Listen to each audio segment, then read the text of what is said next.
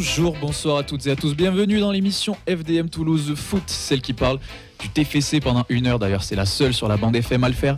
Bienvenue si vous nous regardez en live, bienvenue si vous nous écoutez en podcast. Ce soir, c'est la 350e émission dont je vous donne la composition. Il a sorti ses lunettes, donc ce soir, c'est Clark Kent qui va jouer dans les buts. Gardien de la technique vidéo et des réseaux sociaux. Comment ça va ? Ça va super, merci. Et toi, Sacha ? Ça, il fallait forcément un super-héros pour réussir à jouer contre le PSG. Hein. On n'en est pas loin, ouais. Je t'ai bien rattrapé. Merci. En défense, ce sera le co-animateur du soir. On m'a soufflé dans l'oreillette qu'il était meilleur en chroniqueur sur les débats, donc j'espère qu'il sera déchaîné ce soir. C'est Camille, comment ça va ? Bah écoute, ça va très très bien mon cher Sacha, putain je me fais toujours... Ça n'arrivera jamais. Je viens de finir mon marathon et j'ai retrouvé Rémi ce soir et comme c'est la Saint-Valentin, il y aura plein d'amour qui va dégager de cette émission. Magnifique introduction, on passe de la défense au milieu, tu vois, à la relance, on casse la ligne pour dire bonsoir à Rémi, comment ça va ? Ben ça va très bien, après une telle déclaration, je suis tout émoustillé. Et c'est vrai qu'une bonne introduction à Saint-Valentin, c'est important. Waouh. Je relève pas. Bonjour le niveau de cette émission. T'as voulu te mettre à côté de moi, je te rappelle. Hein. T'as choisi. Heureusement que c'est la journée du romantisme aujourd'hui. Et ça sera coupé au montage, non ? Non, assume. C'est pour ça qu'il a mis des lunettes. En fait. C'est pas moi. Allez, l'attaquant de ce soir, vous l'avez certainement entendu fracasser le matériel juste à ma droite. C'est Arthur, on espère qu'il va bien quand même. Ah mais je suis passé attaquant, bah oui, je fais tellement de dégâts sur le terrain. T'es aussi efficace que Magritte. Écoute, on se cherche un numéro 9 en ce moment, donc je pense que tu peux t'y essayer. On en reparle après. Ce sera peut-être pas pire que certains, je sais pas. Et pour coacher tout ça, la technique audio en cabine, un petit peu malade, mais on espère qu'il est quand même en forme. Au moins pour 1 heure, c'est notre cher Fred. Comment ça va ? Eh bien, on s'accroche, Sacha. On s'accroche aux branches comme le TEF, on se maintient.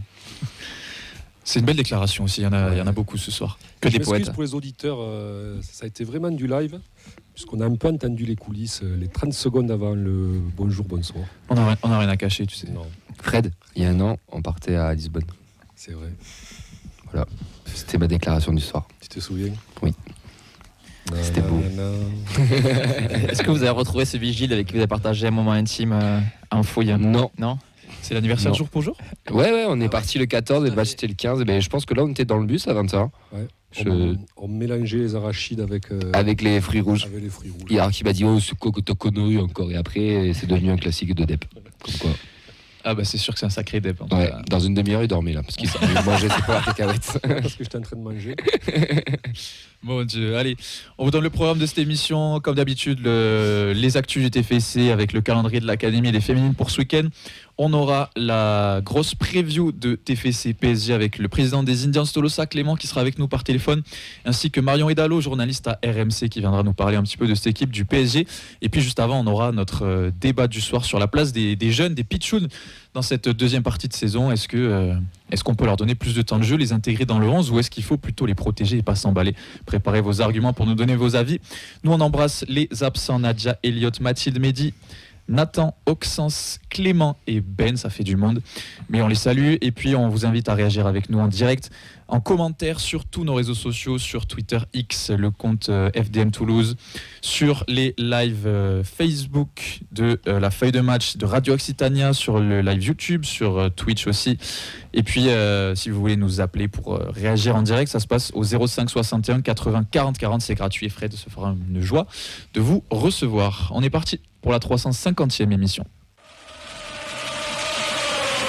Est-ce qu'on est la meilleure tribune du championnat ? Mais oui, je veux dire qu'on est la meilleure tribune du championnat. On démarre ces actus comme depuis un petit moment maintenant avec des internationaux, mon cher Camille. Ouais, puisqu'on a la double défaite en futsal et en amical contre l'Italie de Alexandra Atamagnout, qui était la capitaine. Elle était aussi titulaire la semaine dernière lors de la Coupe de France, donc défaite 2-0 et 5-1 contre la 3e nation européenne. Et c'est la Toulousaine qui est l'ethnique buteuse d'ailleurs sur penalty. À noter que l'équipe de France U16 se rassemblera à Clairefontaine en fin de mois avec un double amical contre l'Italie. Et la défenseuse violette Maria Ferreira Bentodos est sélectionnée à nouveau avec cette équipe de France. Allez, je vais faire plaisir à Vincent puisque c'est lui qui l'a mis sur le programme. On souhaite déjà une bonne fête à tous les Valentins. On vous oublie pas ce soir, malgré tout ce que la société essaye de faire contre vous. C'est aussi votre journée. Et vraie question, on a eu des Valentins en TF ? J'ai réfléchi tout à l'heure. J'en ai pas comme ça qui Ouais. me viennent. Tu sais quoi, j'ai fouillé Ok. pour l'émission. Comme je me fais chier, je le ferai. Est-ce qu'on accepte les Valentino Je suis même pas sûr qu'il y en ait une. Ouais, j'ai cherché, tu vois, mais T'as les Si tous les vous genres avez d'effectifs des- sur Wikipédia, je crois. mettez-nous en Ouais, commentaire mais- si vous avez des Valentins passés par le TFC qui vous sont revenus en mémoire. Et donc on souhaite un joyeux anniversaire aussi à Cédric Forêt, notre attaquant, Ouais. qui a 46 ans. C'est pas encore assez, c'est pas encore l'âge où on raccroche vraiment. Si jamais il veut venir refaire un match ou deux à la pointe de l'attaque, En vrai, pourquoi pas, hein. On est en difficulté cette année. Hein. Il est coach maintenant, mais je sais pas s'il est retourné en Belgique ou pas. entraîneur-joueur, ça s'est déjà vu. Oui, mais je crois qu'il est. À un moment donné, il était en Belgique. Et je crois aussi, ouais. Il est parti de la promo de Mika, qu'on reçoit un supporter monégasque qui bosse avec moi. C'est pour ça que je sais. Voilà. N'empêche, avec Cédric, lui, il se posait pas de questions, il tirait, quoi. Il y a un message à faire passer, Fred ? Ouais. Ok. Franck, si tu nous écoutes. Tire. Allez, dernière Tire dans la news, forêt, quoi. et pas des moindres, puisque c'est ce qu'on a vu passer cette semaine, c'est le TFC qui s'engage dans un plan de lutte contre les VSS, donc les violences sexistes et sexuelles, pour protéger ses supporters et supportrices. Donc ça a démarré le 2 février. On a vu des affiches dans les lieux de rencontre ou de passage, comme dans les sanitaires. Il y a eu un briefing auprès des collaborateurs pour reconnaître et signaler ce type de comportement, ce type de violence, et puis aussi un mémo pour les agents de sécurité, avec tout un protocole et un processus à respecter pour aider les victimes. Le club invite toute personne témoin à signaler ces actes de violence. Il y a évidemment la possibilité de le faire de manière anonyme avec un formulaire proposé par l'association Her Game 2. Waouh, vous avez vu c'est vrai qu'on avait déjà vu cet asso annoncer les partenariats avec certains clubs de Ligue 1, y compris le TFC. Donc voilà, c'est le partenaire sur tous ces sujets-là. Et puis en cas d'urgence, il ne faut pas hésiter à se tourner vers un agent d'accueil, un agent de sécurité qui sont là pour accueillir les victimes et les orienter vers les ambassadrices VSS en tribune qui peuvent guider les personnes vers une safe zone où elles seront en sécurité. C'est bien. Ouais. Je trouve ça bien. Oui, Je trouve ça très c'est chouette. important, surtout sur des lieux qui brassent autant de public, autant de gens aussi, que tout le monde puisse se sentir en sécurité, venir juste profiter d'un match et pas se poser des questions en permanence. Après, il y a un truc, vas-y Fred, je te laisse la parole après. Il y a quelque chose aussi qui se fait, c'est que les Indians prônent aussi la mixité. On a un groupe aussi qui fait en sorte que les filles se sentent bien et se sentent à l'aise, on va dire, dans le virage. Je parle pour le virage parce que c'est le. Non, mais même là où je au me niveau situe. global, au niveau Oui. des chiffres, on a un des stades de Ligue 1 où il y a le plus D'abonnés, de femmes filles, en voilà. tribune, ouais. Tout à fait. Donc c'est quand même bien aussi de le faire, mais je trouve qu'à Toulouse, je pense pas que ça servira pas. J'espère que ça va pas trop servir. Ça voudra dire qu'on est tous intelligents et bien élevés. Mais c'est bien à la fois de mettre ça en place et à la fois d'être tous conscients et de passer ce message. Hein. C'est un travail d'équipe. Hein. Exactement. C'est important. Non, c'est bien, mais surtout, il ne faudra pas confondre avec les BFS. Merci Fredo. Il m'a eu là. J'ai une information pour enchaîner si tu veux. Ouais, vas-y. Il n'y a pas de Valentin à Y a pas l'histoire de moderne Valentin. du TFC, je l'ai vérifié, ni de Valentino, non, je suis désolé. Le seul truc qui ressemble un peu, c'est Valverde, donc On n'accepte pas. Quand t'es Mais, beau, au pire, mais merci d'avoir cherché, Vincent. D'ailleurs, je te pose la question avant qu'on enchaîne sur le programme du calendrier, puisqu'encore une fois, on a le bug technique sur la tablette, on voit pas vos messages. Donc je te demande, j'ai oublié de le faire tout à l'heure, est-ce qu'on a des gens qui sont connectés? oui, Qui bien sont chauds ce connecté, soir ouais, effectivement. On a Fumo Freefly et Syndrome CJ sur Twitch. J'ai vu passer aussi Nicolas sur Facebook. Voilà, on salue tout le monde. Et il est aussi les viewers de l'Ambre. On te fait confiance, nous on voit pas vos messages, mais on est de tout cœur avec vous. Pour ceux qui ont choisi de nous écouter ce soir plutôt que d'aller au resto avec monsieur ou madame. On est parti nous pour faire le point sur le calendrier de l'Académie et des féminines. Oui, la frappe de Niville.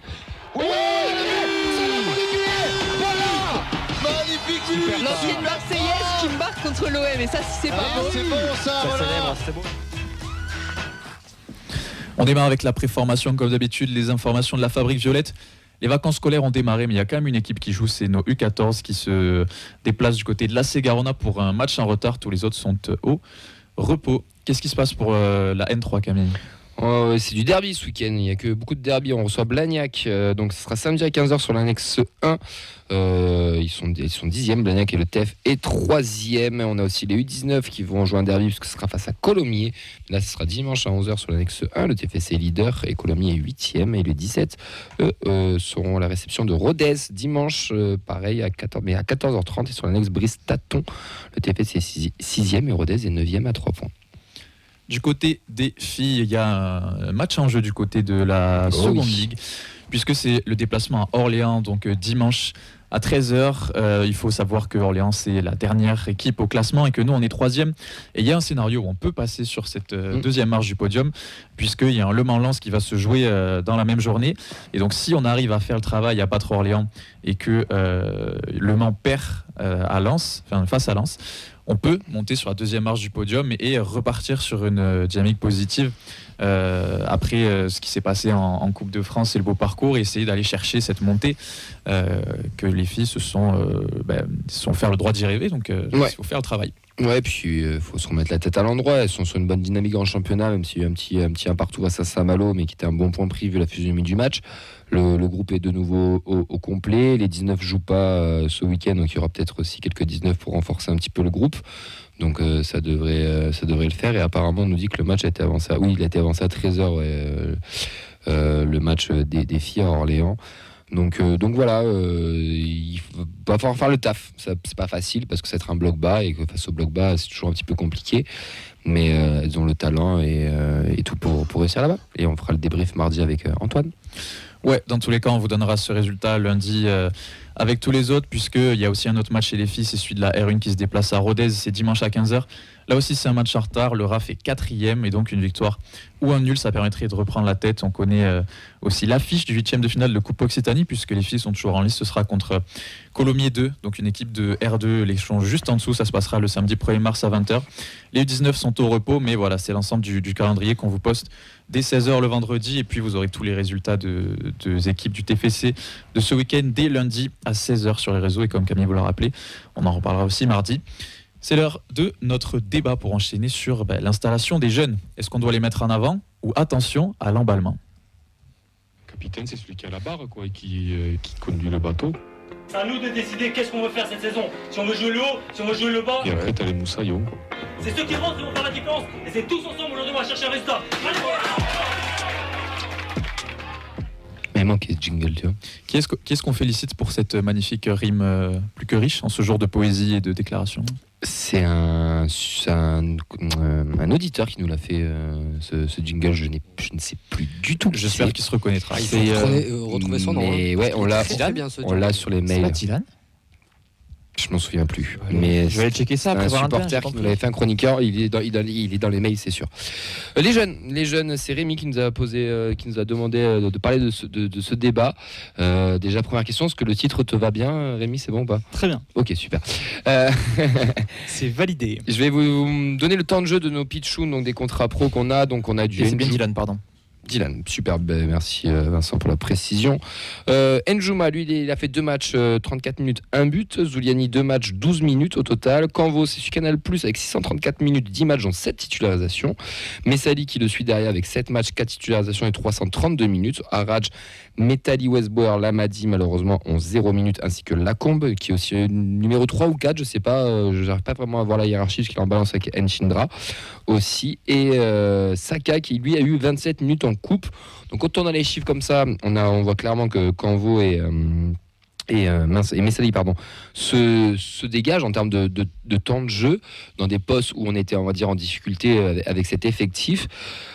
Je vais être très simple sur la première question, c'est qu'on a un mercato qui a été timide, pour les raisons qu'on sait ou pas encore, même si on les devine un petit peu. On a un groupe restreint, ça c'est annoncé par Comoli.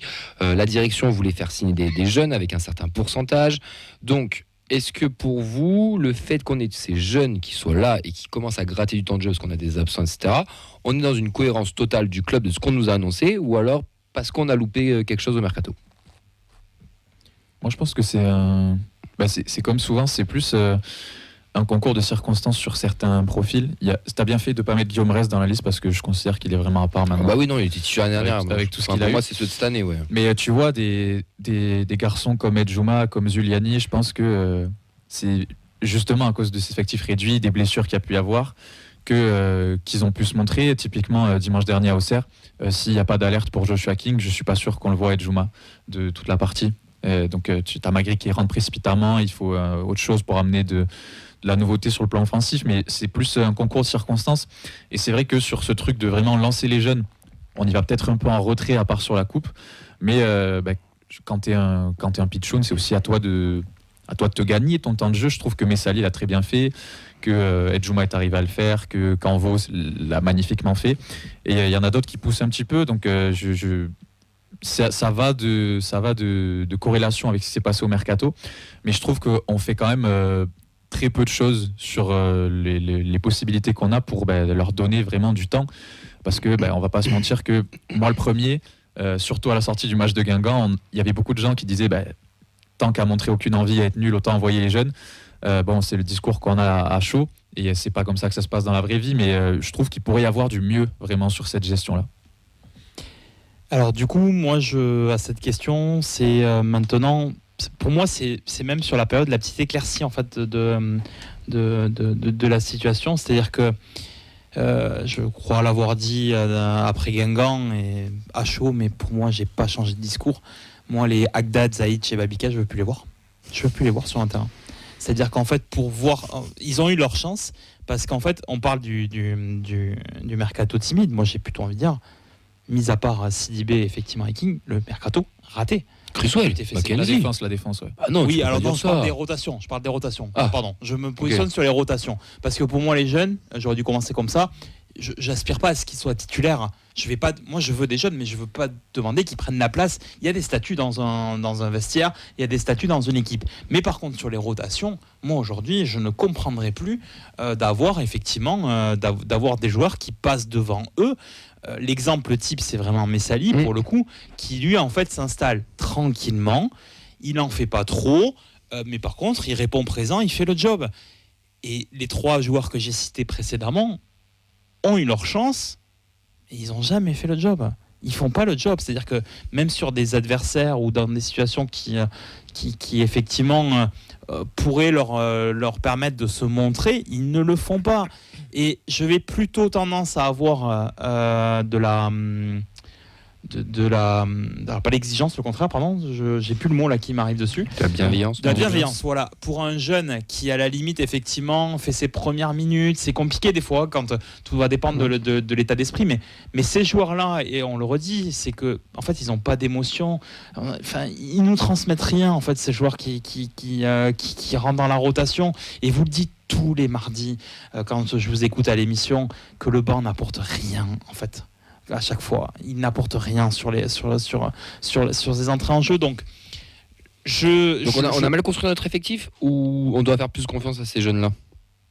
Et bien que maintenant, j'ai l'impression, et peut-être que Carles Noël Martinez va y aller petit à petit, parce que finalement, le facteur risque, il est assez limité. Je ne pense pas qu'on va jouer le maintien et on devrait plus jouer trop en haut. Mais profitons justement de ces moments-là pour voir ce qu'ils ont dans le ventre. Et Canvo l'a très bien fait, Messali le fait.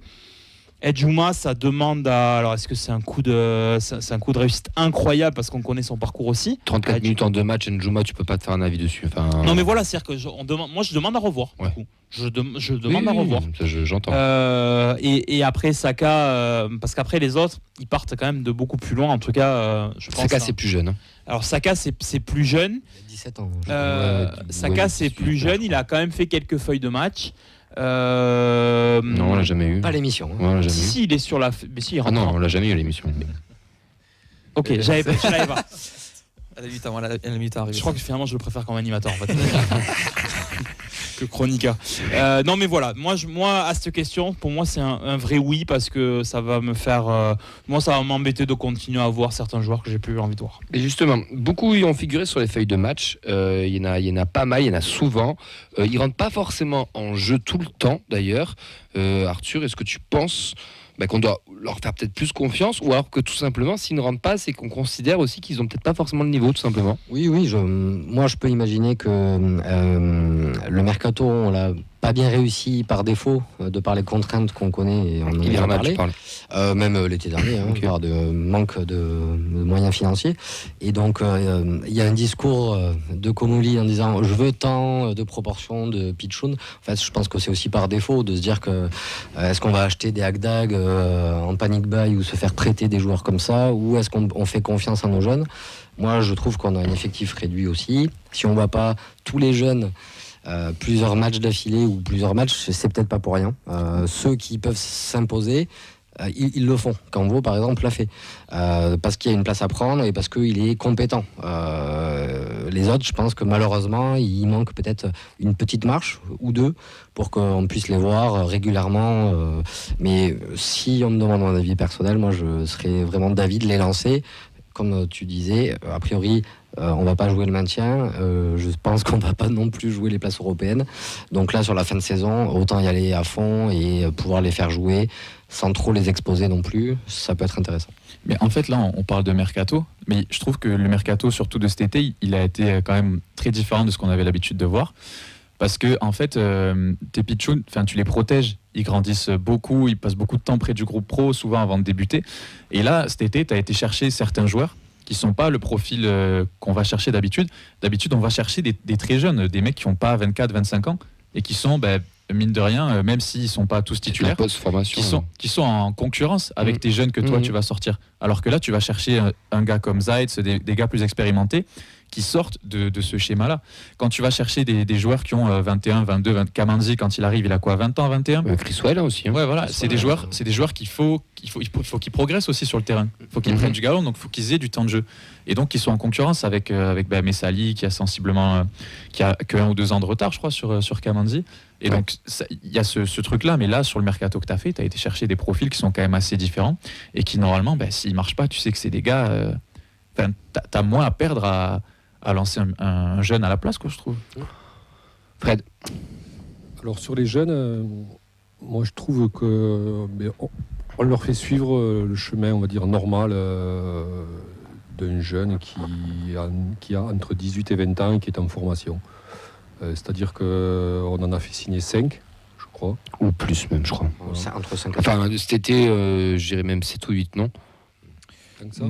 Njuma, Zuliani, Canvo, Messali, Metali, Saka, Araj, Westbauer, c'est cet été, à mon avis. Ça, je suis pas sûr que ça... peut-être pas, mais sinon, on est déjà... ou la saison dernière, ou fin de saison dernière. Ils ont tous moins d'un an, parce qu'il y avait une grosse période l'an dernier, c'était vers au printemps, mars-avril, ça avait 2-3 d'affilée qui avaient été signés. C'était peut-être pas au mercato, mais c'est sur la fin de saison de l'année dernière. Toute la liste-là, ils ont moins d'un an de contrat. C'est moins d'un an qu'ils ont signé leur contrat, oui. Donc ça leur fait... donc je veux dire, c'est le chemin normal. Oui, ils ont peu de vécu dans le groupe pro, quoi. Voilà. Donc ils rentrent petit à petit, ils font régulièrement des feuilles de match, mesdames. Ouais. 2-3 même font des matchs en tant que titulaire. On avait déjà une première indication sur l'utilisation qu'on allait en faire. Quand tu fais signer un Canvo 5 ans, c'est que tu comptes sur lui. Donc lui, tu es quasiment sûr qu'il va apparaître. Enfin, si sa progression reste linéaire et comme c'est prévu, lui, tu es quasiment sûr que dans l'année, donc il va jouer. Et la preuve, il joue. Mais Messali, c'était un petit peu pareil, je crois, puisqu'il était un petit peu plus âgé que les autres. Ouais. Donc il y a une forme de maturité normale, quoi. Mais là, ils ont 4-5 mois de plus aussi, par rapport au mois d'août. Ils ont 4-5 mois de formation supplémentaire, 4-5 mois d'entraînement avec le groupe pro. Des apparitions, feuilles de match un peu. Donc c'est le moment d'ajuster avec les méformes de certains pseudo-titulaires, on va dire, qui en début de saison étaient considérés comme des titulaires ou comme des joueurs vraiment importants dans la rotation, comme a dit Rémi, des Zaitch qui déçoit, Babika qui déçoit de temps en temps aussi, qui n'a plus le statut qu'il avait entre guillemets donc en début de saison, malgré qu'il ait mis je crois qu'il a mis 4 buts, Babika. 4 buts, 3. Ah, moi j'ai éclaté. Oui, il y a 4, mais il y en a 3 qui sont sur d'affilée. Oui, il y a 3 matchs au début de saison, vraiment. Donc en effet, oui, si l'opportunité se présente suite à des blessures, on n'hésite plus à les faire rentrer. Et s'il y a des méformes, je pense que oui, c'est le moment d'essayer des choses, puisque tu joues quasiment sans pression maintenant. À partir de maintenant, ton championnat il est quasiment fait, ta saison elle est quasiment faite, on va dire. C'est dur avec ça. Non mais si. Mais non, il reste 13 journées. Il reste 13 journées. Tu peux pas dire que c'est fini encore. Mais tu vas finir. Peut-être, mais tu peux pas dire que c'est fini. Pas à 13 journées de la fin, j'entends, mais bon, vous avez fait un jingle la semaine dernière avec ça. C'est pas sûr, mais on le craint. Et moi, je peux pas dire que c'est fini à 13 journées de la fin. Non. L'intérêt du championnat. T'as encore un truc à jouer, t'es encore dans la course. Il y a encore beaucoup trop de points. Okay. Enfin, bon, après, mais t'as peut-être raison à 300%. Mais j'ai encore envie d'y croire. Mais l'opportunité de les faire jouer, oui, elle est maintenant, elle est opportune, quoi. Ouais. Après, on a ce contexte aussi. Il faut rappeler qu'on a un club, les fameux Pitchoun, donc ça vient pour ceux qui ne connaissent pas des années 2000-2001 quand on remonte, en national où ce centre de formation sauve le club, nous fait remonter directement en Ligue 2, puis en Ligue 1, etc. La Gambardella. Puis après, comme on en discutait en off dans la voiture, Vincent, aussi, il y a eu toujours des joueurs qui sont sortis, même si c'était pas des craquitos, mais on avait des joueurs qui étaient sur le terrain, ça jouait ventre mou. Tu me parlais de l'époque de... Mais rien que Blain, Bodiger, Boisgard, c'est des gars où c'était pas des foudres de guerre, mais t'arrives à faire ventre mou dans la Ligue 1 avec. Ils étaient quelque chose, ils jouent toujours en Ligue 1. Oui, c'est dans cet ADN du club et les gens veulent s'identifier aussi à ça parce qu'on nous vend aussi ce discours derrière, parce que Comely avec ses stats nous en parle, qu'il faut que 50% de l'effectif soit issu du centre de formation, que sur les feuilles de match il tente de pourcentage, etc. D'ailleurs, sur une conférence il l'a dit, lors d'un match on en avait 8 formés au club ou 9 formés au club sur la feuille de match. Bon, il y en avait 7 qui sont restés sur le banc, le 8e c'était Guillaume Rest. Sachant qu'il en faut 5 je crois minimum. Ouais, c'est formé. Pas sur les feuilles de match mais dans l'effectif. Dans l'effectif, alors oui, c'est un peu plus, c'est 7 formés en France et 4 formés au club. Ça c'est pour la Coupe d'Europe ça. Et aussi, il t'en faut aussi pour si sur ta liste d'effectifs inscrits au championnat, il t'en faut quand même, je crois que je vais pas dire de bêtises, je crois que c'est 4. Non, je crois que tu as juste 4 places extra communautaires. Il y a ça mais aussi, je crois que c'est que pour les Coupes d'Europe où tu as besoin d'avoir des joueurs formés au club. Mais bon, bref. OK, bon bah peut-être que je me trompe, mais c'est possible. Mais il faut des mecs formés en France, c'est pas formé au club, c'est formé en France en tout cas. Bon. Mais on a quand même cet ADN dans ce club-là et c'est vrai que c'est quelque chose qui nous supporters qu'on a envie de voir, on a envie de s'attacher à ça, donc on nous raconte ces histoires-là. Et d'ailleurs, Njouma, l'histoire qu'il a racontée, on dirait que c'est le nouveau Cristiano Ronaldo du TFC. Mais t'es dur à te dire ça. Le gamin, il... Attends, moi j'ai pas parlé de moi. Je te parle des gens sur les réseaux. Si tu les écoutes, voilà, il faut mettre Njouma titulaire, il faut mettre il faut mettre Saka aussi, il faut mettre tout le monde. On a des gamins qui sont très très jeunes, ils sont tous surclassés, on marche très bien dans nos catégories. C'est très bien, il y en a qui vont arriver, on parle d'Enzo Fati, Thibaut Nègre, il y a ici là aussi, je citais 3 numéros 9 parce qu'il y en a qui veulent à tout prix les mettre en jeu. C'est des gamins, laissons-les grandir comme l'a dit Fred. Moi je pense sincèrement que c'est un choix aussi du club de faire ça. On a fait un effectif restreint avec des jeunes, très bien, on leur donne, comme le dit Fred, des petites minutes par-ci par-là, pourquoi pas, mais s'ils jouent pas plus, c'est qu'ils n'ont pas le niveau au bout d'un moment. Un Convo, comme il le dit, c'est 5 ans, c'est parce que tu lui fais confiance et il joue, parce pour moi il a le niveau, Messali il a le niveau, Zuliani que j'aime beaucoup, que j'aimerais plus voir, je pense que Carles considère qu'il n'a pas le niveau. Lui il a été signé 1 an, Njouma s'il rentre que maintenant, il a 19 ans, Njouma 20 ans, 19, 20, 19 et demi. L'international U20 donc il doit avoir 19 voilà. ans. S'il n'a pas joué avant, c'est qu'il considérait qu'il n'avait pas encore le niveau, parce que c'est encore des jeunes, et qu'il faut qu'on fasse attention aussi, je pense à ça, et de pas les griller trop tôt. 19, il va faire 20 cette année. Voilà, donc faut pas les griller trop tôt. C'est pas parce qu'ils font 30 bonnes minutes ou un bon match que ça y est, c'est les nouveaux cracks, il faut les voir tout le temps. Une carrière c'est long, et une saison sur encore ça, je suis d'accord avec toi, mais je pense qu'il y a aussi pour beaucoup de gens, et j'arrive à comprendre aussi que ce soit un discours qui est dur à entendre, parce que le foot de maintenant, en fait, ça va tellement vite que t'as cette, je sais pas si c'est une peur, mais t'as ce truc de voir, tu vois, Rafik Messali, c'est un ovni le gars. Il a quoi ? Il a 21 ans révolu, il est encore au TFC. Ouais. Normalement, un jeune joueur, quand tu sens qu'il est à la porte ou qu'il gratte, s'il joue pas, tu te le fais piquer, ou alors il fait 6 mois, il fait une Shaibi, il fait une Todibo. Il fait 2 genoux, non ? C'est pas pour ça. De croisés. Ouais. Mais je sais pas, mais il y a ce truc de maintenant un jeune joueur qui sort de ton centre, il est bon. Tu sais très bien qu'il peut à tout moment faire même pas 6 mois et partir quoi. Coucou Mawissa. Donc tu as envie de les voir ces gars-là, tu vois, je comprends. Cette année, quoi. C'est ça, je comprends les gens qui ont envie de voir ces gars-là et qui ont envie de s'attacher à eux, de chercher un truc. C'est des actifs en fait. Ouais, en fait c'est ça, il y a ce paradoxe un peu, tu vois, c'est pas facile à vivre quand tu es vraiment supporter et qu'il te manque ces trucs émotifs là et que tu as envie de t'y attacher à ces jeunes, tu vois. Moi je préfère avoir un jeune qui me raconte une histoire qu'un joueur qui vient de enfin voilà, moi j'ai rien contre Cresswell, mais moi, je préfère avoir un jeune Français formé du club qui me raconte une histoire, même si l'histoire de Cresswell, elle est belle. Si j'ai la même chose, moi, je préfère l'histoire de Canvo que celle de Cresswell. Ouais, mais je préfère voir Canvo réussir au TFC que Cresswell. Oui, je vois ce que tu veux dire. Du coup, parce que je pense que c'est plus facile de s'identifier. Alors après, moi, c'est mon raisonnement à moi, mais je préfère m'identifier à un joueur qui a tout connu au TFC et que si on descend en Ligue 2, il va pleurer. Moi, je suis pas convaincu que Cresswell, si on descend en Ligue 2, il pleure.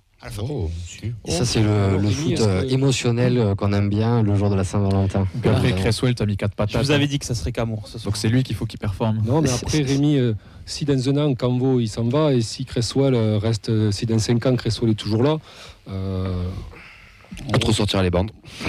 Non, mais moi je préfère avoir ces jeunes.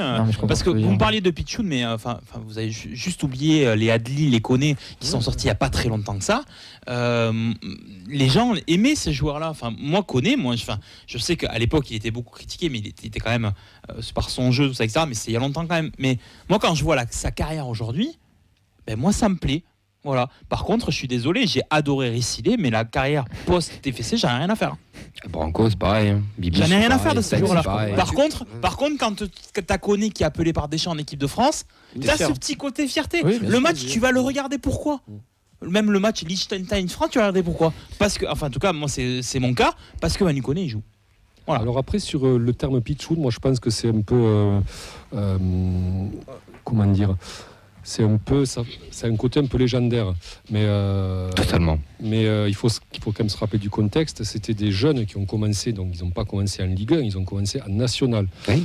Ce qui était à peu près leur niveau. Ils ont flambé, c'est bien. L'année d'après, ça monte en Ligue 2, ça monte en Ligue 1. Mais il y a ce côté belle aventure, quoi, tu vois, où t'as raconté une histoire. Voilà. C'est une aventure collective, là, pour le coup. Avec des pitchouns. Mais des pitchouns de base qui étaient quand même doués, pour la plupart, et qui ont commencé à performer, mais à leur véritable niveau du moment, quoi. Voilà. Je ne suis pas sûr que si tu mets 6 ou 7 pitchouns là, en Ligue 1 là maintenant, tu es la même chose, quoi. Après, ils n'avaient pas surperformé à l'époque. Il n'y en a aucun qui est parti jouer au PSG, à Manchester, mais bon, au Barça. Fait bon, national quand même, mais bon, tu finis. Non, mais derrière. Derrière, non, mais ils ont raconté une histoire collective, ils ont fait 2-3 ans. Individuellement, ceux qu'on a cités avant sont plus forts. T'as Emana. C'est Emana le seul peut-être qui a fait une plus grosse carrière. Ouais, puis il est pas formé chez nous au final. Enfin, il est qu'on appelle ça, il est post-faux. Voilà. Le terme pitchou, en fait, il sort de là, quoi. Oui, bien sûr. Et ça nous ramène tout le temps à ça. Et aussi, deuxième chose, il faut que les gens oublient que les gros clubs, sortent des jeunes, mais des Yamal, t'en as pas dans tous les clubs, des Pedri, tout ça. C'est les gros. On a eu Rest et Mawissa déjà l'année dernière, c'était pas mal quand même. Ce sont les gros clubs qui sortent des jeunes de 17-18 ans et qui s'imposent, mais qui s'imposent en Ligue des Champions. Enfin, c'est très rare. C'est très rare et au final, on n'est pas si mal placé au niveau européen. On est dans le top 6 ou 7 français, je pense. Mais je pense qu'il faut les considérer au juste niveau qu'ils ont en ce moment. Ouais, mais ils n'ont pas à être moins considérés que ceux qu'on a cités avant. Mais du coup, par rapport à ce qu'il fait, après je te laisse la parole Vincent pour les réactions, par rapport à ce qu'on a, tu vois, la gestion, pour le moment, ils ont bouché des trous par rapport à l'effectif. Il y en a qui ont répondu présent, d'autres peut-être un peu moins, mais ils ont leur chance. On ne peut pas dire qu'ils n'ont pas leur chance, et c'est normal qu'ils ne soient pas titulaires tout le temps et qu'on n'ait pas une équipe de N3 qui soit alignée tous les week-ends. Mais il faudra appuyer un peu maintenant. On est dans un contexte où on va pouvoir appuyer. Pour le coup, c'est ce qu'il fait, je trouve. Ouais, des réactions par rapport à ce débat. Fumo qui demande si est-ce qu'ils sont là par choix ou par manque de joueurs. Bon, on en a parlé un petit peu après. Il est assez d'accord pour envoyer les bus à N3 et faire jouer les gamins. J'avance un petit peu aussi sur par rapport à Babika que vous avez jeté avec le bébé avec l'eau du bain, que ce soit pour Elliot ou Fabrice sur YouTube. Babika, c'est pas parmi ses joueurs, il y a 4 buts quand même, ce n'est pas rien. C'est le tube de l'été. Il a quand même battu des buts. Je maintiens mes propos. Okay. Babika fait un bon match face à Auxerre. Donc voilà, Rémi Larios sur Instagram. Je maintiens mes Twitter, propos, vous pouvez un bon match face à Auxerre. On a commenté. Les tout droits, j'ai jamais aimé les tout droits. T'as même pas une goumou alors. Nico, tu vas pas aimer Njouma. Nico, tu vas pas aimer Njouma. Je te voir. Je te le dis, tu vas pas aimer Njouma. Nico sur Facebook, qui est d'accord que c'est maintenant ou jamais pour lancer les jeunes. Lui, personnellement, il aimerait bien voir Saka jouer bientôt en Ligue 1. Tranquille, Mathis. Elliot, concernant le mercato estival, pour moi, Zaid, c'est le contexte qui fait qu'il n'y arrive pas. Agdag, je pense que c'est une erreur de casting. Et concernant l'utilisation des jeunes joueurs, j'aime bien le coaching de Carles. C'est vrai que pour le coup, il y a une bonne gestion. Je trouve que pour le coup, il a pris le temps. C'est-à-dire au début, il y a eu plusieurs fois on pensait qu'ils allaient jouer et finalement non. Mais là, petit à petit, ils prennent du temps et finalement, ça a un avantage aussi. C'est-à-dire que peut-être qu'il y a 6 mois, on aurait eu des blessés, on serait précipité pour les faire rejouer. Et il les grille pas. Voilà. Il les grille pas. Et du coup, tu peux protéger un petit peu quand même. Et tu peux te permettre de reposer titulaires vu que tu sais que tu as des remplaçants jeunes qui tiennent la baraque. Mais je te rejoins, Rémi, sur le côté l'histoire, l'équipe de France connaît, etc. Mais bon, pour le moment, on y est et c'est pas trop mal. Allez, on va enchaîner avec la preview du match de demain. C'était FCC PSG au Stadium.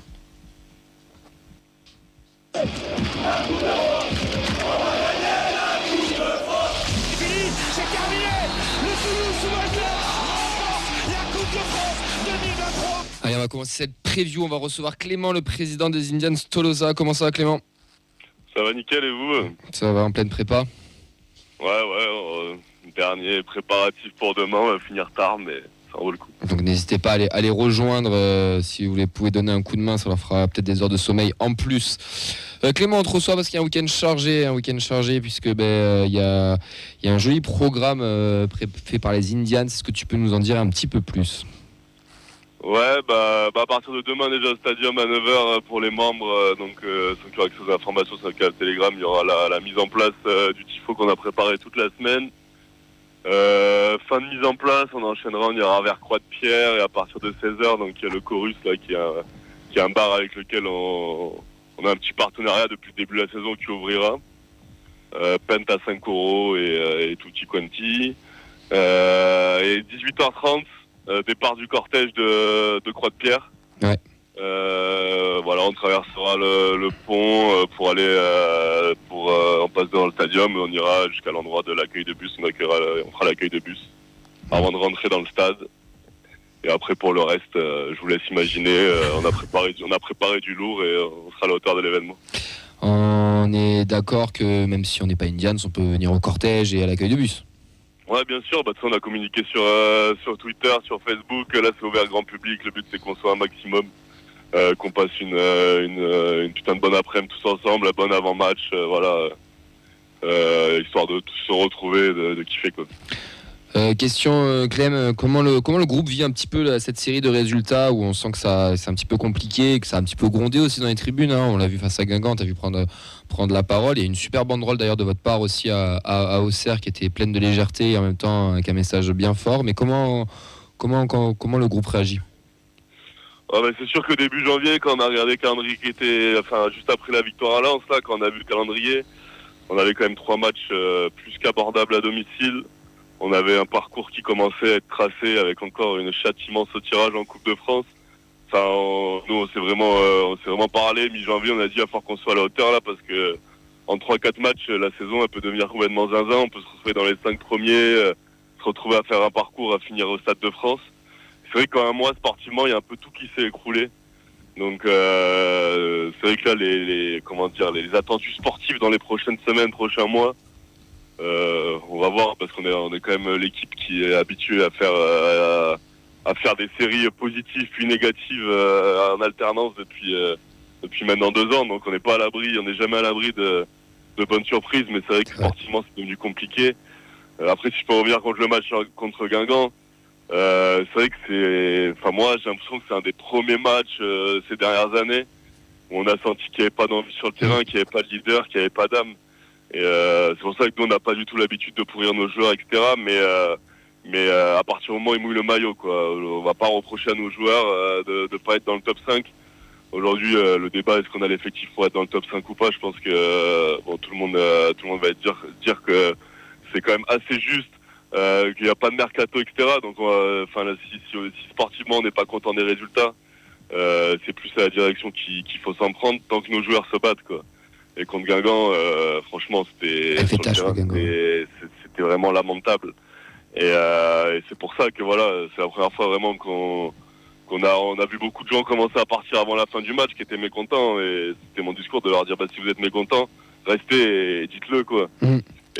Donc déjà, et après, en plus d'avoir vu juste après qu'au moindre sifflet, les joueurs n'étaient pas capables de venir assumer devant le virage, il y a eu une petite cassure à ce moment-là, et c'est pour ça qu'on a tenu à faire ce message contre Auxerre. C'est que nous, on les a jamais lâchés, et on les lâchera jamais, parce que je pense qu'on est tous au courant, ceux qui sont en studio, ceux qui suivent le TEF depuis longtemps, on a eu des mercenaires pendant de nombreuses années qui respectaient pas le maillot, qui respectaient pas le blason. Aujourd'hui, c'est pas ça qu'on peut reprocher à nos joueurs sur la majorité du temps. Donc tant qu'il y aura des joueurs comme ça, nous on les lâchera pas. Mais là leur réaction, la réaction de certains, et surtout que c'était quand même pour certains des cadres, on a vu Donum, Nicolas Hyssen partir directement vers les vestiaires avant d'être appelés. Donc c'est pour ça qu'on a essayé un peu de mettre les choses au clair sur notre position. Par rapport à demain, pour revenir demain, ça va être dur sur le terrain, on le sait, hein, ça va être compliqué, on va en discuter après. Ça reste toujours des matchs durs face à Paris, ils sont invaincus en plus à l'extérieur depuis un peu plus d'1 an et demi. C'est quoi la consigne que tu as envie de faire passer là, pour cette tribune? Parce que déjà sur les réseaux, ce que vous avez mis, c'est que nous en tribune, on doit le gagner ce match et tout donner. Et c'est quoi les consignes en quelques mots simples? Ouais, clairement, nous on est dans l'optique là aujourd'hui. Franchement, bien sûr que les supporters demain on espère l'exploit et on poussera nos joueurs à aller tenter cet exploit. Mais vraiment le mot d'ordre, c'est demain en fait, on pose le cerveau, on pose tous les aspects tactiques et tout là. Demain c'est le match du virage Brice. C'est le match où on doit faire une démonstration de force. Qu'en fait, peu importe les résultats, on est fiers de supporter ce club. Et encore plus si on prend une branlée, en fait, le but c'est vraiment quand on dit seulement les ultras gagnent toujours, c'est qu'on ressorte gagnant de ce match. Gagnant, ça veut pas dire juste de faire plus de bruit que le parquage, ça on le fera, mais vraiment de faire une grosse démonstration de force de la part du virage et même d'essayer d'impliquer tout le stadium pour qu'à la fin de ce match, peu importe ce qui soit passé, on se dise il s'est passé quelque chose en tribune. Les gens ils sont fiers de supporter Toulouse, de défendre leur club. Et voilà, c'est vraiment le mot d'ordre, c'est gros match en tribune, peu importe ce qui se passe. De toute façon, c'est pas le genre de match où on est censé prendre des points, donc le but c'est de se faire plaisir et qu'on kiffe, c'est aussi pour ça qu'on est au stade et qu'on supporte. Donc voilà, faut pas qu'on sorte même si on a perdu 6-0, faut qu'on sorte de ce match fier de supporter notre équipe et fier de ce qu'on aura fait en tribune. Mais écoute, merci beaucoup Clément, on sera là donc demain. On pose les téléphones et on chante déjà pour commencer. Et on donne tout ce qu'on a et on va suivre tout ça et on va essayer d'embarquer tout le stadium avec nous. Et comme tu l'as dit sur le terrain, quoi qu'il se passe, il faudra qu'en tribune tout le monde fasse le taf. Ouais, si tout le monde est dans cette optique, ça peut être un vrai bon moment. Surtout qu'on l'a eu fait. En Coupe d'Europe, on a su le faire. Donc on peut. Oui, voilà. On peut le faire, on le sait. L'an dernier, au final, les résultats en championnat étaient pas meilleur que cette année, mais c'est vrai que le fait qu'il y a eu cette épopée européenne, les gens étaient fiers de supporter Toulouse, étaient fiers il faut se dire que peut-être qu'il n'y en aura pas cette année, il n'y en aura pas l'an prochain, mais en tout cas si on supporte cette équipe, c'est qu'on a de l'ambition pour et qu'il faut que ce virage il devienne bouillant, peu importe ce qui se passe, et que c'est comme ça aussi qu'on retrouvera les grandes émotions qu'on a connues les 2 dernières années. Merci beaucoup Clément, bon courage pour la fin de la prépa de Sifo, n'hésitez pas à les rejoindre, donc demain 9h au stadium aussi pour installer et leur filer un coup de main et le cortège 18h30 à Croix-de-Pierre et l'accueil de bus une petite vingtaine de minutes après, le temps de marcher je pense. Et puis voilà, merci beaucoup Clem. Merci à vous. Bon courage. Bon courage. Ciao, à demain. Allez, salut. On va enchaîner nous, mon cher Sacha, on va appeler Marion, mais avant on va nous donner le groupe. Ouais, le groupe, puisqu'il y a des retours et des absences. Les absences, c'est celle de King Egbo en attaque, malheureusement. Donc, on aura juste Abouklal, Magri, Djouma et Babika. Au milieu de terrain, rien ne change, puisque Siro, ça y est revenu. Zaitz, Caceres, Donoum, Canvo, Saka et Zuliani seront là. Et les retours, ils sont derrière, puisque en plus de Guillaume Rest, qui revient de maladie avec Chetel Hogg et Justin Lacombe, on aura Sidibé, qui fait son retour dans le groupe avec Mackenzie, Cresswell, Akdar, Suazo, Kamanzi et Messali. Donc, plus 2-2, j'ai envie de dire, on enlève King Egbo, on récupère Rest et Sidibé. Question pour toi Rémi. Babika il saute et c'est Ndjouma demain, ou Magri saute et c'est Ndjouma, ou Ndjouma remplaçant? Non, Babika sera titulaire. Avec Magri et Aboukhal. Je viens de m'en rendre compte là du truc. Excusez-moi. Oriente-toi vers Vincent, il a peut-être une réponse. Double effet qui se coule. Moi, après, ça c'est mon truc à moi, mais j'y crois pas. J'avais dit Abouklal en pointe, Djouma d'un côté et Babika de l'autre. Et là tu l'enterres, mais genre tu prends la pelle là comme ça dans le stadium, mais clac, clac, tac. Il y en a qui ont mis des buts sur le Non mais la vraie question de demain, c'est Canvo Titu, Sidibé pas Titu. Parce que si Sidibé Caceres en charnière, ça. Dans la logique, je dis bien dans la logique, si Sidibé revient, qui rentre avec Cresswell McKenzie, t'as Siro Caceres et du coup quand peut-être que Siro et Sidibé reviennent, mais sont trop justes pour jouer titulaire. Nicolas Hyssen m'a fait peur, le coup de je rentre et puis au final je me refais opérer derrière et on repart pour quelques semaines. Si on peut l'éviter. Peut-être que Donoum jouera ailier, donc du coup on aura Messali derrière. Il y a quoi d'autre à faire contre Calacour? Non, Sidibé directement sur une aile. Ça fait 6 mois qu'il est passé. Et Sozo Axel gauche. Oui, voilà. Non mais en vrai, plus sérieusement, Canvo il saute demain. Oui. Pour moi il joue. Non, pour toi il joue avec Caceres. Titu milieu. Base du milieu là. Ouais. Ok. Non, pour moi il joue pas. Pour moi Siro joue. Ok. Si on peut, on se rappelle d'Akdak contre le PSG, donc si on peut avoir Canvo à la place, c'est mieux. Okay. Moi, je pense Sidibé, Criswell, Mackenzie. Tu vois. Et Suazo, piston, et Denum, piston aussi, quoi. Il est gauche. C'est pas Kamanzi est rentré à gauche Ouais.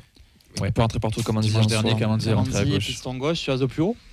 Ah non, moi je pense qu'on va sur 3-4-3 quand même. Enfin... Ah non, mais on bouge pas. 3-4-3, mais avec Suazo à la place là où joue Beau. Ah ouais. Ce qui avait été fait l'an dernier. Oui, il a souvent joué, il est gauche. Oui, comme a fait Denum aussi, c'est la moitié de ses. Pas anodin la rentrée de Kamanzi à gauche. C'est pas bête. Ça permettrait d'avoir une équipe plus défensive aussi. Donc bon, à voir. Allez, de toute façon, on aura les réponses bientôt. Nous, on va enchaîner puisqu'on reçoit notre deuxième invité de la soirée pour cette preview. C'est Marion Dallo qui est avec nous, journaliste à RMC. Comment ça va ? Bonsoir, ça va très bien, merci. Merci d'être avec nous dans l'émission pour nous parler un petit peu de ce match. Est-ce que déjà tu peux te présenter pour nos auditeurs et nos auditrices ? Alors moi je m'appelle donc Marion, je suis journaliste pour RMC et ma spécialité c'est la Ligue 1. Et tu es amie de Rémi aussi. J'ai de le dire. Bonjour Marion. Il a tenu 10 secondes. Absolument, j'ai cette chance. Putain, on va tous se présenter comme ça. C'est sur les prochaines compositions de la Fédération. Vincent, ami de Rémi. Bon alors cette équipe du PSG elle sort d'une grosse semaine puisqu'il y a eu cette victoire en Ligue des Champions 3-0 contre Brest. Nous d'un point de vue extérieur on a l'impression que ça y est la machine elle est un petit peu lancée, que Paris sur une lancée assez exceptionnelle. On se demande si c'est pas le pire moment pour les affronter. C'est jamais le bon moment d'affronter Paris, en toute sincérité. Je veux dire, on aurait pu avoir la même discussion il y a 2 mois et même en début de saison. C'est vrai que même s'il y a une montée en puissance évidente, il faut pas oublier que le PSG s'est retrouvé parfois en difficulté contre des gros en Ligue des Champions, notamment contre l'Atlético et surtout contre Arsenal. Je sais pas si Paris avait rencontré City il y a 3 mois, peut-être que le résultat aurait été exactement le même. Ce que je veux dire par là, c'est que le parcours en Ligue des Champions là du Paris Saint-Germain depuis quelques temps est assez je vais pas dire simple parce que ça serait pas sympa pour les Brestois, mais je veux dire, c'est un City en difficulté, c'est un Brest qui, c'est un miracle qu'il soit là. Le Paris Saint-Germain a de la chance en les rencontrant. Donc j'ai envie de dire que je sais pas si on peut. Oui, je sais, actuellement tout le monde s'emballe en disant c'est incroyable, il y a quelque chose qui est en train de se passer. Oui, il y a une construction, c'est jamais. Moi, je pense que c'est jamais le bon moment. Voilà, c'est jamais le bon moment. Est-ce que c'est le bon moment pour le TFC ? C'est surtout ça qu'il faut se poser comme question. C'est pas le bon moment. Ouais, de toute manière, on n'a jamais très envie d'affronter le PSG quand on est un club comme nous. Mais bon, on se dit quand même qu'il y a des choses intéressantes. Et puis il y a un facteur X qui s'est réveillé depuis quelques matchs. Là, c'est Ousmane Dembélé qui affiche lui aussi une forme, peut-être la forme qu'il a jamais eue sur ces quelques années là, ces quelques dernières années. Comment est-ce que toi tu l'expliques ce regain de forme et cette transformation en un buteur qui réussit devant le but ? Ouais, j'ai 2 explications. La première, c'est que je pense que c'est la première fois de sa carrière qu'il est entraîné par un grand coach. On ne le dit pas assez, mais je pense que la carrière d'un joueur se joue beaucoup grâce à l'entraîneur. Je veux dire, c'est pas pareil. La carrière d'un Ben Arfa n'aurait pas été pareille, je pense, s'il avait eu un grand coach. La carrière de Benzema, c'est justement, elle est exceptionnelle parce qu'il a eu la possibilité d'être entraîné par des grands coachs. Et vous pouvez voir, il y a quand même beaucoup de joueurs qui avaient tout pour pouvoir, où tout s'ouvrait à eux, mais ça devenait plus difficile parce qu'ils n'avaient pas la bonne rencontre, le bon club au bon moment, Et je pense que Dembélé n'a pas eu des rencontres exceptionnelles, que ce soit à Dortmund, que ce soit au Barça. Il n'a pas eu les meilleurs coachs au Barça, il n'a pas été entraîné par Guardiola. Ok, il arrive, il a Valverde, il a des gens comme ça. Je pense que Luis Enrique, c'est un déclencheur pour beaucoup de joueurs. Moi, c'est ça que je crois. Je crois que la rencontre de l'entraîneur et du joueur est importante. Et puis, il y a aussi la maturité dans sa vie privée. Voilà. Parce que sur son jeu, effectivement, il est beaucoup plus tueur qu'avant. Avant, c'était un merveilleux passeur. Aujourd'hui, on voit bien qu'il peut être buteur. Mais encore une fois, je sais pas pour manquer de respect à la Ligue 1, mais il était dans un championnat aussi autrefois beaucoup plus difficile qu'est la Liga. C'est vrai qu'en Ligue 1, il a moins de... Moi, je dis rendez-vous en 8e de finale contre Liverpool ou contre le Barça. C'est là qu'on pourra vraiment juger. Donc, tu penses que ça peut durer ça? Est-ce que nous, si on se place de notre point de vue de supporter, même si on sait que Paris c'est une grosse équipe, est-ce que le joueur à surveiller, le joueur duquel on doit s'inquiéter, c'est Ousmane Dembélé? Oui, bien sûr, mais je dirais que c'est un rouleau compresseur en ce moment, Paris. C'est plutôt ça. C'est pas que il y ait des individualités tellement fortes par Ousmane Dembélé. Moi, je trouve que les joueurs sont pas exceptionnels. Il n'y a pas de méga star comme ça a été le cas autrefois. Mais là, c'est le rouleau compresseur, ça joue ensemble.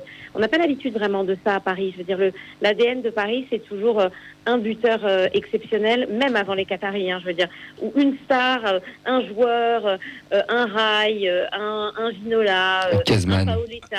Voilà, on aime, voilà. Et puis ensuite un Zlatan, un Cavani, un Neymar. Peggy Louindoula. Voilà. Mais Pancrate. Je pense que c'était d'autres. Non, c'est des souvenirs horribles parce que c'est que l'année capitale et que c'est pas facile. Mais en tout cas, ce qui est sûr, c'est que toute l'équipe est difficile. Et puis j'ai vu que du côté du TFC, il y a l'absence de Joshua King, je crois. Ouais. Voilà, il y a j'ai l'impression qu'au niveau que vous avez beaucoup d'absents, que c'est pas simple à ce niveau-là en ce moment. Moi, je l'ai vu parce que je commande de temps en temps le TFC avec RMC. Et je trouve que c'est un club dont on parle pas assez, qui est extrêmement agréable et intéressant à suivre. Je trouve qu'on s'emballe beaucoup sur beaucoup de gardiens en Ligue 1, Roulis, Chevalier, Samba. Et je trouve que Rest est quand même extrêmement intéressant. Médaille olympique, jeune, un potentiel de dingue. Moi, c'est le genre de joueur que je préférerais voir à Paris à la place de Safonov. Alors, pas à la place de Donnarumma, pardon. Mais en tout cas, voilà, 60 millions. mais en tout cas, voilà, c'est jamais le bon moment de prendre le Paris Saint-Germain. Mais en plus, là, en ce moment, psychologiquement, ils vont très très bien. Il n'y a pas de blessés et ils vont bien. Pas de blessés, donc le groupe est complet pour le match de demain. Il n'y a pas d'absent? Alors, il n'y a pas d'absent. Il va toujours y avoir un ou deux que j'oublie et qui n'ont pas joué depuis 6 mois. Bon, ça c'est possible, mais ce que je veux dire, c'est que je crois pas, en tout cas, me souvenir d'un absent évident. Il faudrait que je revérifie, mais non. Ok. Écoute, il n'y a peut-être pas d'absent, mais il y a des nouvelles arrivées aussi. Nous, on ne peut pas parler de mercato dans notre émission puisqu'il ne s'est rien passé quasiment à Toulouse cet hiver, mais à Paris, il y a quand même eu une grosse arrivée. C'est Kvaratskhelia qui est venu pour une grosse somme. Comment tu juges, toi, cette arrivée? Qu'est-ce que tu en penses de ce joueur? Bon, moi, je le regardais un petit peu au Napoli. Je trouve que ces 6 derniers mois, il n'y avait pas grand-chose. J'étais pas... je suis contente qu'il soit au Paris Saint-Germain. Il est technique, mais c'est pas il me manque un petit peu un joueur un peu plus impressionnant que ça. Je pense que le Paris Saint-Germain a des armes, c'est bien, un grand coach, c'est bien, un collectif, c'est bien, mais je trouve qu'il manque des joueurs défensivement.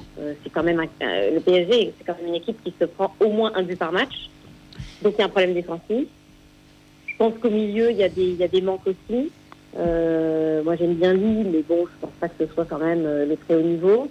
Fabian Ruiz, il peut y avoir c'est un peu light, même si il a gagné l'Euro. Donc, je trouve que Kvaratskhelia, oui, j'attends de voir, je suis pas convaincue. Après, c'est pas mal, mais je trouve pas ça convaincant. C'est pas hyper convaincant. C'est un profil que Luis Enrique voulait. Il y a Barcola, Dembélé, qui sont un peu les mêmes joueurs. Il fallait aussi une alternative à l'un des deux. Je pense surtout à Barcola aussi, qui n'était peut-être pas prévu aussi vite. Et Kvara, c'était pas bon les 6 derniers mois à Napoli parce qu'il devait déjà partir le mercato dernier et était sur une fin d'aventure à Naples. Mais c'est quand même un très bonne pioche pour le PSG et ça fera quand même l'affaire en Ligue 1. Bien sûr que ça va faire l'affaire, mais je pense que ça va rentrer dans ce moule-là aussi de ce genre de joueurs qui pètent pas plus haut que leur cul, entre guillemets, des expressions, mais que pas les grosses stars comme il peut y avoir avec Messi, Neymar et Mbappé. Mais ça, pour le projet de jeu de Luis Enrique, ça va faire le taf. S'il a le niveau du Napoli, de Napoli champion il y a 2 ans, l'année dernière, 2 ans, ça sera quand même c'est top joueur quand même. rendez-vous dans un mois si le Paris Saint-Germain tombe sur Liverpool. Hein. Ouais, totalement. De toute façon, c'est là où on va les juger. Hein. T'as totalement raison. Hein. Moi, c'est là-dessus que je vais le juger. Moi, qu'il tombe sur des défenseurs qu'on peut avoir en Ligue 1, il y en a des bons, des défenseurs en Ligue 1, mais je veux dire, pour la Ligue 1, évidemment, qui va savoir. Non, mais c'est pas là où on l'attend. Mais c'est pas là qu'on l'attend. Oui, non, mais ça, on est entièrement d'accord. Mais de toute façon, ce PSG-là, c'est pas en Ligue 1 qu'on les attend. C'est très bien que. Et c'est pour ça que j'ai peur un petit peu de ces matchs en plus en Ligue des Champions, donc de ces 16e de finale, et ça peut s'arrêter en 8e. Et là, pour le coup, la saison sera plus du tout la même. Et on reviendra encore avec des doutes, avec ah oui, mais à Paris, ça progresse pas. Oui, mais finalement, il y aura de nouveau. Oui, mais finalement, Luis Enrique, qu'est-ce qu'il a apporté? Ok, on est plus sûr de nous en Ligue 1, mais finalement. Donc c'est pour ça que je dis que Kvaratskhelia, oui. Maintenant, monstrueux, j'attends vraiment de voir. Parce que je pense que les joueurs monstrueux devant, on les connaît. Et je suis pas sûre que cette saison, il soit au Paris Saint-Germain. Je peux me tromper, hein. Oui, après, je suis pas des monstrueux, hein. Juste bons joueurs. Voilà, absolument. Marion, du coup, je vais profiter de te poser une question puisque tu as présenté Luis Enrique effectivement comme un très bon choix au niveau du Paris Saint-Germain. Il a dernièrement été prolongé d'ailleurs, Luis Enrique, mais malgré tout, il y a quand même la petite musique qu'on entend effectivement où il est beaucoup critiqué de par effectivement son attitude envers les médias, peut-être effectivement aussi sur son jeu. Toi, tu as l'air de le défendre corps et âme. Et en tout cas, est-ce que tu penses qu'effectivement il a une grande part de responsabilité sur justement cette progression du Paris Saint-Germain et cette montée en puissance comme on est en train de parler, et toi tu l'as dit, ce rouleau compresseur, du coup tu as utilisé le terme. Moi je vois des choses positives effectivement du fait le Paris Saint-Germain s'est retrouvé en demi-finale de Ligue des Champions l'année dernière. C'était pas quelque chose qui était arrivé beaucoup dans son histoire. Je trouve que, donc pour moi déjà je trouve que c'est un Paris Saint-Germain qui ne tremble plus. C'est-à-dire que je ne crois pas que le Paris Saint-Germain revivra une remontada. C'est pas possible avec Luis Enrique. C'est-à-dire qu'avant on avait des joueurs qui étaient angoissés, qui avaient peur, qui étaient pas des soldats, pas des battants. Là, je pense que ça a totalement disparu. Je pense que le match contre City, il y a encore 2 ans, avec un Galtier, avec un Emery, même avec un Tourelle, le Paris Saint-Germain n'aurait pas été capable d'en mettre 4 à City, même un City au désespoir, après avoir été mené 2 buts. Ça, c'est quand même d'être mené 2-0 contre City. Être capable après ce City-là, hein. Enfin, je t'ai de couper Marion, mais ce City-là, c'est pas le même City qu'on peut voir depuis quelques années non plus. Mais tu as City raison. très malade quand même. Mais c'est un City très malade, mais je te rappellerai quand même que de toi à moi, de pas être capable de se faire sortir par Manchester United en 8e de finale avec Thomas Tuchel, avec une équipe Z de Manchester United, on se dit quand même, on a un souci quand même. On est d'accord. Il n'y avait pas de, tu vois, c'est en fait ça, il y a quand même eu une progression. Je parle dans les têtes. Bien sûr que c'est pas le City il y a 5 ans. City, on l'a bien vu, de toute façon, face au Real et puis en championnat, face à Arsenal, ça a été une boucherie totale. Enfin, bien sûr. Mais je parle vraiment que du Paris Saint-Germain, je parle de ce qui se passe dans les têtes. Je pense que Luis Enrique a donné une confiance. Et tu comprends, Marion, juste en 2 mots, les critiques qui s'abattent sur Luis Enrique, ou vraiment t'es pas du tout en phase avec ça? Mais moi, j'attends jamais d'un entraîneur qui soit normal, en fait. Je sais que les grands entraîneurs sont pas normaux. Je sais que Simeone est complètement dingo. Je sais que Conte est fou allié, que Mourinho a un caractère de chien, que on est tous à s'extasier sur Zidane, mais Zidane, c'était quand même le mec de 98 qui, le matin de la finale, allait embrasser les arbres. Je veux dire, si on veut se dire les entraîneurs sont des gens normaux, on est à côté de la plaque. Et si un entraîneur est normal, répond bien aux questions des journalistes et basique, c'est que c'est sans doute pas un grand entraîneur. Les grands entraîneurs sont pas normaux. Et en plus, quand je dis ça, je peux dire ça sur Klopp, sur tous les grands entraîneurs de ces 20 dernières années, 30 dernières années. Ils ont toujours été au minimum originaux. Pascal Duprat, un grand entraîneur. Aussi de la mêlée. En tout cas, merci beaucoup Marion d'avoir été avec nous pour parler de ce match-là. Est-ce que je peux te demander ton prono pour terminer en quelques mots là sur ce que tu vois pour le match de demain? Sois honnête. Hein. Boucherie. Eh ben, je vais être honnête et tout dépend s'il fait tourner ou pas, mais il faudrait que s'il fait pas tourner, je dirais 2-1 ou 3-1. C'est gentil. Sympa. Et puis pour le Paris Saint-Germain. Ah, pourquoi vous avez peur du 4-0, 5-0? Ah oui. Vu que Dembélé marque des buts, maintenant on est un peu inquiet. Ouais, mais lancement c'est des matchs tous les 3 jours, etc. Ouais, mais même Marion, moi j'ai mis 3-0 sur les pronos. Oh, mais il peut y avoir un but. Bon, dans tous les cas, merci pour l'espoir. Il prenait un but à tous les matchs, le PSG. Dans tous les cas, nous, on espère faire quelque chose. On verra bien ce qui se passe. Vous voyez comme des gros nuls, hein. Vous êtes 10e du championnat, vous n'êtes pas 18e. Ouais, on affronte le PSG. C'est toujours comme ça avant d'affronter le PSG. En tous les cas, merci beaucoup d'avoir été avec nous. C'était Marion Dallo, journaliste RMC. Merci d'avoir pris le temps. Merci Marion. On te souhaite un bon match demain et puis bonne soirée. Bonne soirée. Merci, à bientôt. Nous, on vous remercie toutes et tous aussi de nous avoir suivis ce soir. On se donne rendez-vous peut-être demain dans le cortège ou à l'accueil du bus si vous nous voyez passer faire un coucou. Sinon, on se verra peut-être au Stadium ou mardi prochain dans l'émission. Prenez soin de vous et bonne Saint-Valentin à ceux qui la fêtent. Ciao. Ciao.